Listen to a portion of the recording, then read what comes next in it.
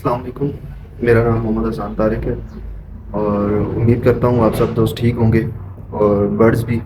सब भाइयों के ठीक होंगे। सबका शौक़ अच्छा चल रहा होगा। फ़ायदा देगी सीज़न के अंदर चीज़ें जो हमें करनी चाहिए जो हम नहीं कर पाते वो डिस्कस करें। प्लेइंग अच्छी नहीं आती तो ऐसे दोस्त होंगे कि जिनके पास बर्ड्स का जो है वो अभी तक ब्रीडिंग में भी ना आई हो या पेयर्स ना बने हों या अनफर्टाइल वगैरह या डेड एंड शेल। मैं कोशिश करूँगा कि जो बेसिक मिस्टेक्स हैं जो या चीज़ें जो हमें करनी चाहिए जो हम नहीं कर पाते वो डिस्कस करें। तो बाकी इंशाल्लाह फिर भी जो प्रॉब्लम्स हैं जो इनकी चीज़ों की वो इंशाल्लाह फिर नेक्स्ट वीडियो में डिस्कस करेंगे। और अगर इससे रिलेटेड आप भाइयों का ये ब्रीडिंग से या बर्ड्स के रिलेटेड कोई भी क्वेश्चन हो, कोई भी क्यूरी हो, कोई भी चीज़ अगर ना समझ आए तो आप कमेंट में पूछ सकते हैं। और जिस तरह भी ब्रीडिंग सीज़न स्टार्ट हो गया, तकरीबन 1-1.5 मंथ हो गया। मैं नहीं मानता। कुछ भाइयों के पास अभी लेंग आई है, कुछ के पास जो है वो हैचिंग स्टार्ट हुई हुई है। तो इस तरह मुख्तलिफ और कुछ ऐसे दोस्त होंगे कि जिनके पास बर्ड्स का जो है वो अभी तक ब्रीडिंग में भी ना आई हो या पेयर्स ना बने हों या अनफर्टाइल वगैरह या डेड एंड शेल, इस तरह मुख्तलिफ सिचुएशंस। तो ये जो भी इन शॉर्ट ये है कि जो भी ब्रीडिंग सीज़न के अंदर जो हम जो प्रॉब्लम्स फेस करते हैं ये सारे सिर्फ ब्रीडिंग सीज़न के अंदर स्टार्ट नहीं होते। अच्छा, मतलब ये ऐसे नहीं है कि बस ब्रीडिंग सीज़न आया, पेयर बने हुए थे तो बस अब अगर डेड एंड शेल हो रही है या अनफर्टिलिटी आ रही है या चिक्स जो हैं वो एक्सपायर हो रहे हैं या कुछ भी इस तरह का इशू आ रहा है तो वो ये सिर्फ ये नहीं कि अभी ब्रीडिंग सीज़न की वजह से, वो हमारा पीछे पूरी जो मेहनत होती है अगर उनकी हम केयर सही नहीं करते, अगर उनको हम प्रॉपर डाइट नहीं देते, उनकी हम प्रॉपर केयर नहीं करते तो फिर हम उनसे अच्छे रिजल्ट की उम्मीद भी नहीं कर सकते। सीज़न में अपने टॉपिक पे आते हैं कि जो हमारे ब्रीडिंग सीज़न के अंदर जो है जो भी प्रॉब्लम्स हम फेस करने पड़ते हैं उनकी वजूहत क्या होती हैं। उसमें मुख्तलिफ वजूहत हो सकती हैं। अब इसमें कुछ जो बातें हैं, कुछ जो रीज़न्स हैं वो सीज़न से पहले की हैं और फिर कुछ जो है वो स्टार्ट होने के बाद की हैं। अच्छा, तो अब पहले देखते हैं कि ब्रीडिंग सीज़न से पहले जो हम गलतियां करते हैं। अब मिसाल के तौर पे ऐसे है कि आपके पास आपने चाहे चिक्स बाहर से लिए, पट्ठे बर्ड्स वगैरह या अपने घर के थे, जो भी आपने अब जब नया पेयर बनाने का हम सोच रहे हैं तो मे बी वो हमने कहीं इन ब्रीडिंग की तो नहीं है, यानी कि वो सेम माँ बाप की तो नहीं है। बट ये बात ज़्यादातर ब्लैक आई में इतना नहीं करती है इफेक्ट, बट रेड आई में ये बहुत इफेक्ट करती है। पेल फेल हो गया, अल्बाइनो हो गया, इस तरह कोई भी जो रेड आई होता है उसके अंदर ये काफ़ी मैटर करता है कि इन ब्रीडिंग जो है उससे। अच्छा, अब हमने क्या किया, दो हमने बर्ड सेलेक्ट कर लिए कि हम इनको आपस में पेयर करेंगे। हमने जो बर्ड्स जो सिलेक्ट किए हैं कि इनको हम आपस में पेयर करेंगे, आया वो बर्ड हमने अच्छे चूज़ किए हैं या नहीं।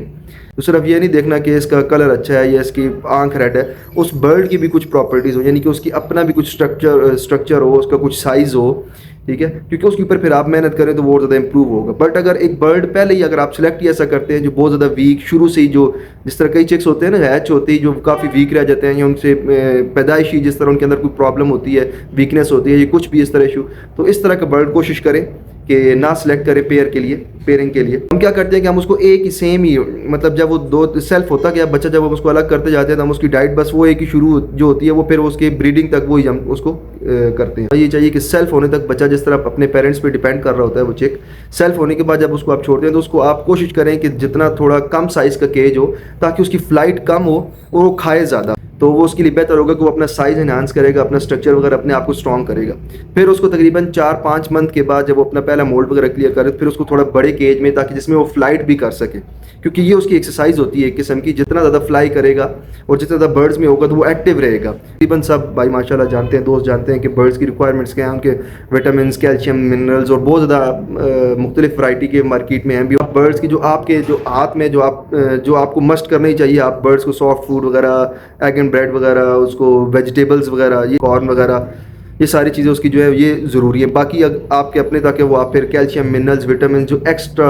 उनके लिए आप फिर वो कोई लिक्विड यूज़ करते हैं, कोई और किसी कंपनी का कोई प्रोडक्ट यूज़ करते हैं, वो फिर आप पे डिपेंड करता है, क्योंकि वो बहुत से मुख्तलिफ चीज़ें वो अगर उस पर फिर हम जाएँ तो वो बहुत लंबा, फिर वो एक अलग टॉपिक बन जाता है, अलग वीडियो बन जाती है। फिर उसके बाद आ जाता है कि अब उसके जो मोल्ड वगैरह भी जो है, क्योंकि कई भाई हम ऐसे करते हैं, ये देखते हैं कि बस बर्ड की तकरीबन अब सीज़न आ गया, 7-8 मंथ एज हो गई तो उसने मोल्ड किया है नहीं किया, उसकी एज पूरी है या नहीं पूरी, हमने उसको ब्रीडिंग के लिए बस अब ओके कर दिया,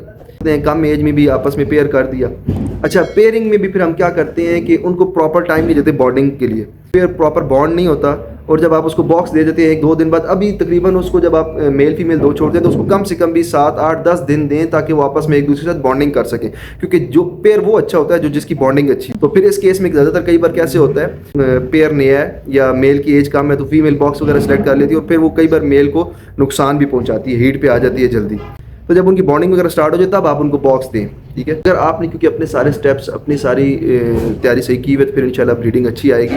बट फिर भी जब क्योंकि हम देखते हैं कि हमने अपने माइंड के लिहाज से अपनी उनकी डाइट भी बिल्कुल प्रॉपर दी हुई है, उन पर मेहनत की हुई है, और फिर भी जब हमारे पास डेड इन शेल, अनफर्टिलिटी, फिर उसके बाद